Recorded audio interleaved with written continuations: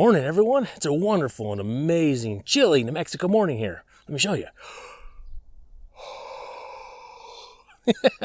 Always fun. Especially when it's real cold. You can really see your breath, you know? Anyways, it's been a little while. I know. Getting back on this. Gonna go at it hard. Just been a little crazy around here. So I got another amazing, wonderful prepper lesson for all of you to share. And it's another one of those things, putting that nail in the coffin. You know, of all those things saying, that can't happen here in America. We're special. And that isn't exactly true. As we've discovered from all the sorts of stuff going on in 2020, a lot of those things got put to rest hard. And now 2021's here. You know, as I said, a lot of crazy still going to happen. And we're getting more of those amazing lessons saying, guess what? America, you ain't so special after all. And this one, what is this particular lesson? If you don't physically have it, you don't own it. And what am I talking about? Well, as you guys have all probably seen on the news and all that stuff, Gamestonks. And to actually translate the lingo, you know, Gamestop stocks. And I ain't saying that again because I'll trip over it. But as you probably saw, you know, these Redditors and all those others started buying this like crazy, driving the price up and all that. And they're after because they found out the hedge funds has overshorted it like 140% of the supply. Yeah, that's a bit of a short there. You know, so they're going after it. So they're going out, driving the price up, costing the hedge funds tons of money, and they're going to make a small mint doing it, right? That's their plan. That's what they're going after. System fought back.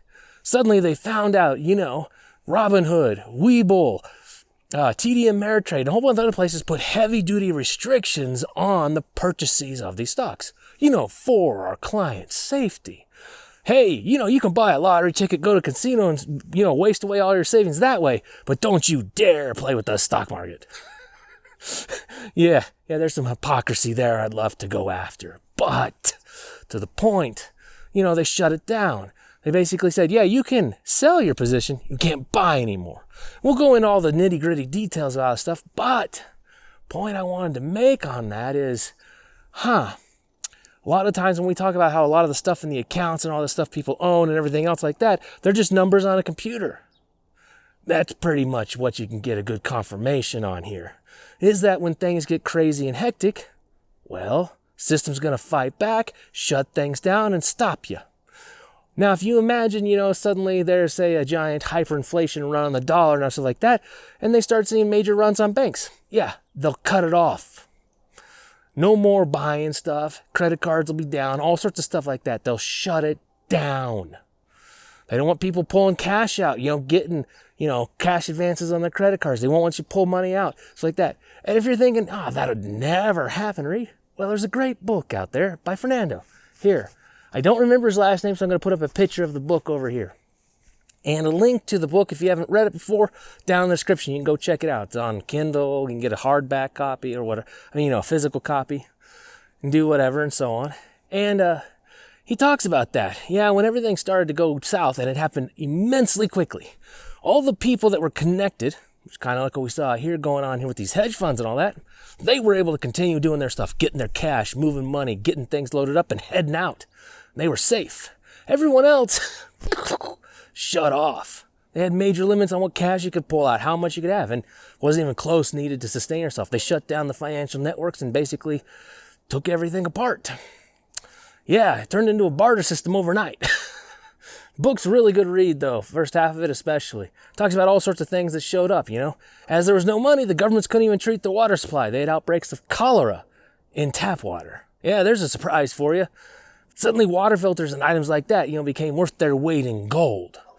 Yeah, big issue on stuff like that. Now let's switch over to another thing, all that. So there was another run on Bitcoin. You know, people were buying, a lot of trading happening, all sorts of stuff going on. The Achilles heel is going to be related to the exchanges and a lot of these places where your wallet is held at an exchange. Big issue. Shows also when things get kind of rough there, they're going to control things. Funny how when other interests get involved with decentralized systems and all that, the internet, Bitcoin, other cryptocurrencies, all that, suddenly, you know, things aren't as, you know, accessible. They start taking it apart, altering stuff like that, and you got to go through them. It's the Rockefeller Model. They put things in stuff like that. They don't care how it comes from all that, but you got to go through them to get things done. It's how Visa, MasterCard, those payment networks and all that other stuff work. It's all related. You get these one groups that are there that monopolize the sector of an economy or an area of their niche, take it over. They are big time players in it. They manage it. They run it. Well, and then things go south and all that. Yeah, you got to go through them. And if they say you ain't getting stuff, you ain't getting stuff. So all our finances and all this stuff, I got a pension plan. I got, 403B.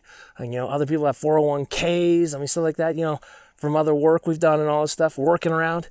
Well, so we got all this, massive amounts of these COVID relief bills, 3 trillion here, 2 trillion there, another 6 trillion there. And it's insane.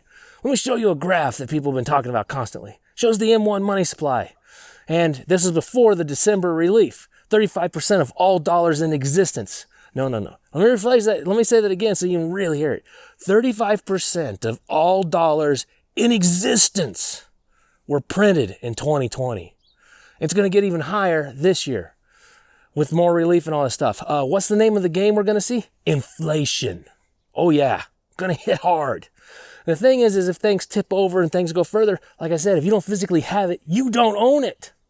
And that's the big thing we got to take away from this. We're seeing going on this last week, how the systems basically said, no, you ain't doing that. So you can imagine as everything comes apart, and all the inflation comes apart and everything else, and we're seeing hyperinflation kick up, and it goes crazy, and we're looking at the face of a financial collapse, and they're going to say, you know what? All that money you think you own, you want to go pull it out and invest in precious metals, maybe go put it in a cryptocurrency and stuff. We're not going to let you have it.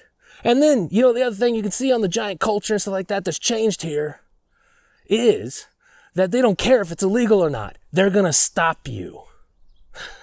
See, that's the interesting point. They don't care if it's legal or not. They figure they'll fight it out in court and deal with it later. They don't really care about if it is or isn't. Principle and honor and stuff like that, out the window in a lot of these areas. Gone. What used to be, you can count on ethics and all that stuff has been eroded and eaten away horrifically. And boy, could I have a rant on the conversation of how that's happened in America and why. But suffice it to understand, it doesn't matter. If you leave comments, but that's illegal, Reed. They couldn't do that. Doesn't matter. By the time they actually have done it, executed and all that, you are horrifically damaged. But after you're horrifically damaged like that, you're, kicked out of your house, you've lost your car or whatever, you don't have any food on your table, you think you're going to be able to fight a lawsuit and get anywhere? If anything, everyone's damaged. It'll be a class action lawsuit. They'll send you, here's your little coupon for free services for a month or something. Oh yeah, big help. Yeah, that's what we're facing, everyone. So remember that. Doesn't matter if it's illegal or not. Doesn't matter how many numbers are in the account, what zeros you got and stuff like that. So when it comes to everything coming apart, the S is hitting the fan and it's flying everywhere. You got to have your major raincoat downpour and everything else, protection, because that brown stuff is just flying everywhere sort of thing. Phone calls will happen. The rich and all those connected will circle their wagons. Everyone else will be cut out. And you will find yourself hoping an empty bag, pointing your statement, calling the customer service line saying, but, and you ain't got nothing. It's important. Have food. Have necessary supplies, medical and currency and other assets you have in hand that you physically have that they can't get from you. Like I said, physically have it. You don't know how things are going to break. And unfortunately, with the way the economy is going, I think it's going to get pretty darn ugly. But that's the lesson. For all the talk saying, that can't happen here in America. Wrong. Take care, and you'll see me very commonly now. This time I mean it, though. See ya. Read out.